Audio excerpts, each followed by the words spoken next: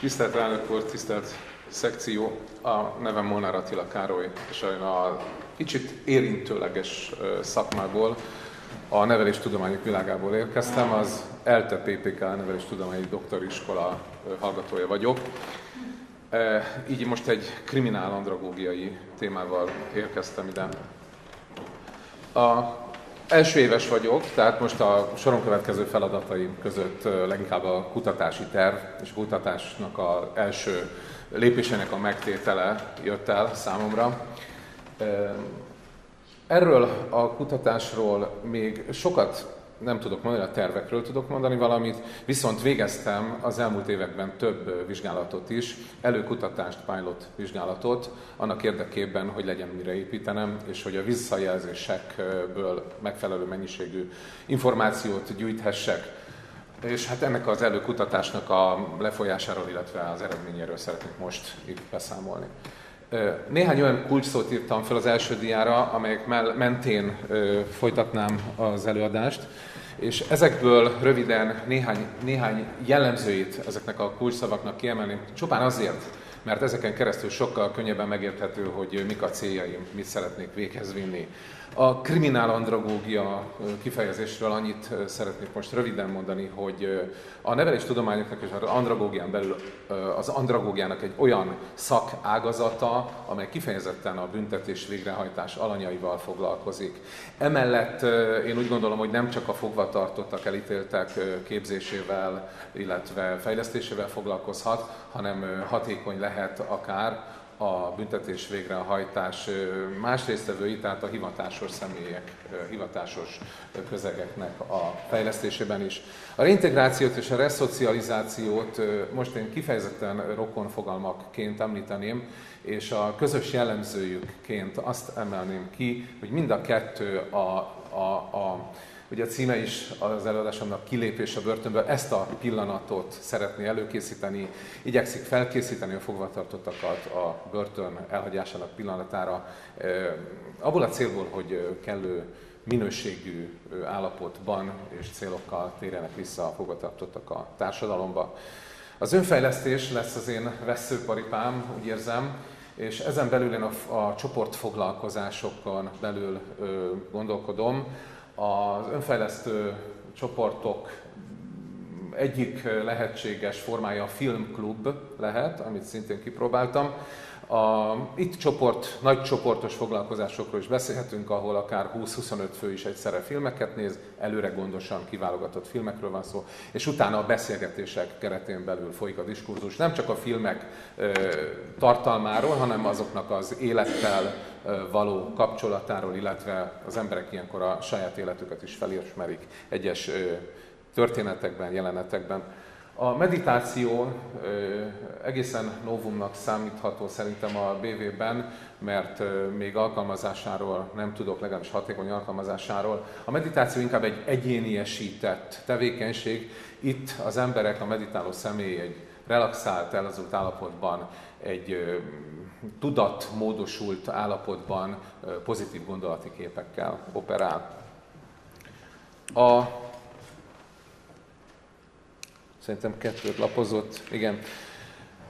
A börtönét problémáiról és a társadalomra vetített hatásáról szeretnék néhány szót szólni.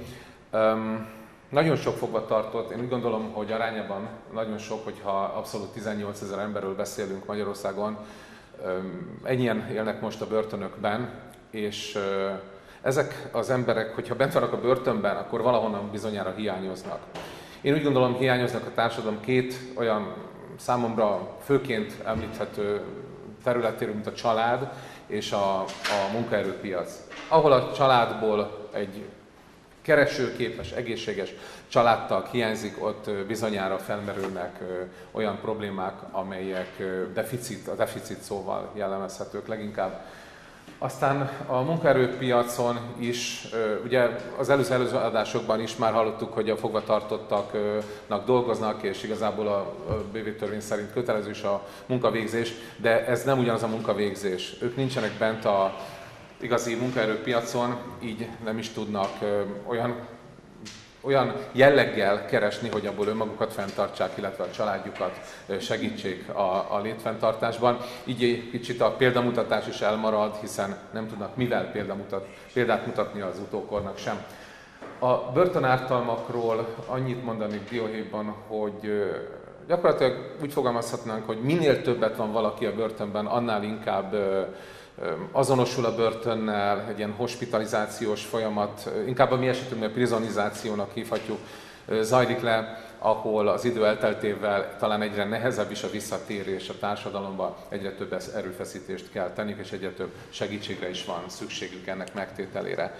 A sok fogvatartott létszáma folyton mozog, egyrészt mozog attól, hogy folyamatosan úgymond kikerülnek a börtönből, ugye kitöltik a büntetésüket az emberek, de folyamatosan be is kerülnek. Ezek napi mozgások, viszont egy nagy ugrás látszik az utóbbi néhány évben, és ez csak a grafikon teteje, magyarul a 15 000-es, 18 000-es sávban láthatjuk.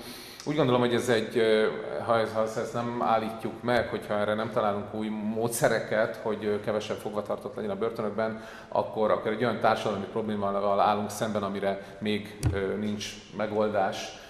Én a magam részéről úgy gondolom, hogy ha a fogvatartottak számát szabályozni, csökkenteni szeretnénk, akkor új módszereket kell találnunk ennek céljából.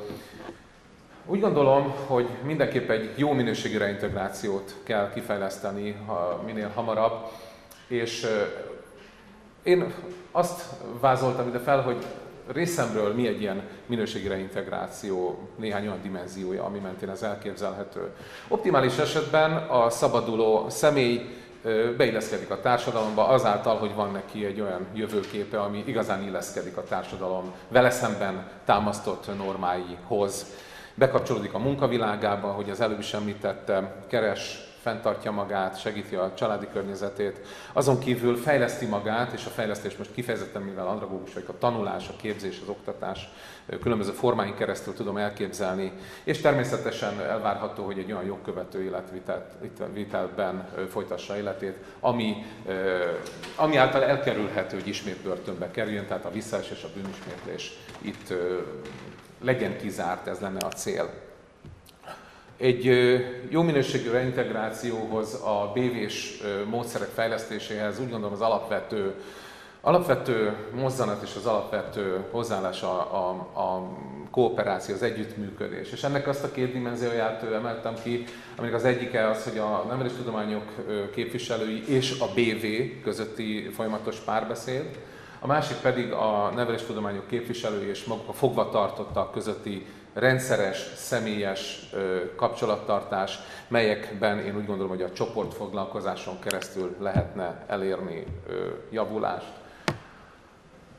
Én amikor azt mondtam, hogy már végeztem elővizsgálatokat, akkor arra gondoltam, hogy elméleti és gyakorlati téren is szereztem némi tapasztalatot. Hát nagyon röviden a büntetések története már azt sugallja számunkra, hogy az elmúlt évszázadokhoz képest igen csak átváltott egy humanisztikus látásmódra, már nincsenek megszégyenítő, bosszúra építő cselekedetek, inkább az embert helyezi középpontba, és igyekszik az embert visszailleszteni a társadalomba. A kriminológia is ugye kimondja, hogy tisztelni kell az emberi méltóságot, így kell bánni az emberekkel, még ha fogvatartottokról van szó, akkor is. Az andragógia hozzátesz ehhez a munkához annyit, hogy a formális, informális, és ma már nyugodtan mondhatjuk, hogy a formális, nonformális és már az informális, tehát teljesen az iskoláktól elvonatkoztatott tanulási formákkal is lehet előre lépni. A pszichológiának pedig az az egyik legfontosabb szerepe ebben az általam elképzelt munkában, kutatásban, hogy ugye a börtönökben emberekkel foglalkozunk, és a börtönökben élő emberek talán még érzékenyebbek pszichésen.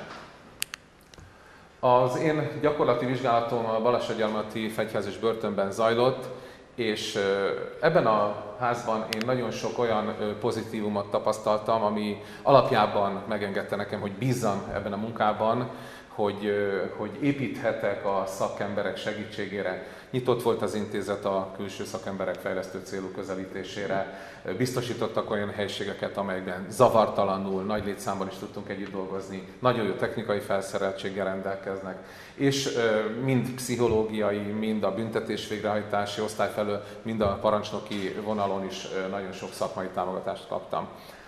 A fogvatartottak érdeklődését azért emelném ki külön, hogy enélkül nagyon nehéz lenne, parancsra nagyon nehéz elkezdeni emberekkel foglalkozni, de megvolt ez az érdeklődés elég nagy számban, ugyanis az általam meghirdetett programokra azonnal sokan jelentkeztek. 2 programot említenék ki, ahogy a bevezető dián is mutattam, az egyik a filmklub, a másik pedig a meditáció lesz. Itt Balassagyarmaton már ugye alakult egy csoport, és ezzel a csoporttal már az első alkalommal úgy szerződtünk, hogy minden egyes alkalommal együtt fogunk megnézni kiválogatott, gondolatébresztő célú filmeket, és majd minden filmnézés után csoportos beszélgetést, ha úgy tetszik, vitát folytatunk arról, hogy kire hogyan hatott a film tartalma, ki hogyan találta meg a saját életét a film történéseiben, és hogy ki milyen ötlettel jön elő egy-egy probléma megoldására. Ezeket a foglalkozásokat minden körben 10 alkalommal végeztem, tehát egy sorozat 10 alkalmat valósított meg.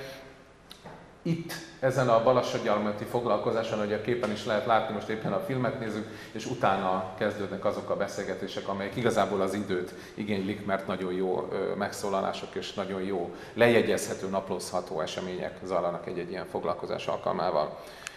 A meditáció sokkal kisebb csoportban hatékony, sőt én úgy gondolom, hogy inkább egy-egy személlyel párban lenne csak igazán hatékony. Később még szűkíteném, hogy maga a személy egyedül végzi a meditációs gyakorlatokat.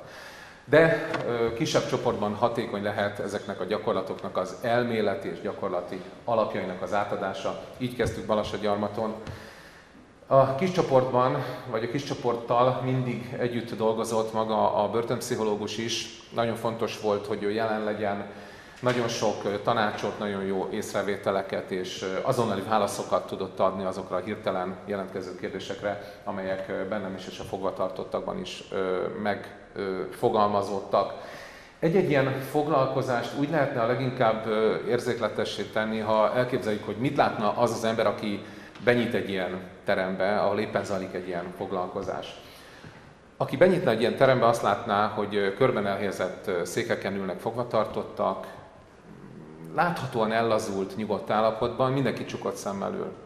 A foglalkozást vezető olyan mondatokat mond, amivel bevezeti magát a gyakorlatot, és ezeknek a mondatoknak a feldolgozására, hatására a fogvatartottak hamarosan egy megváltozott tudatszintbe kerülnek.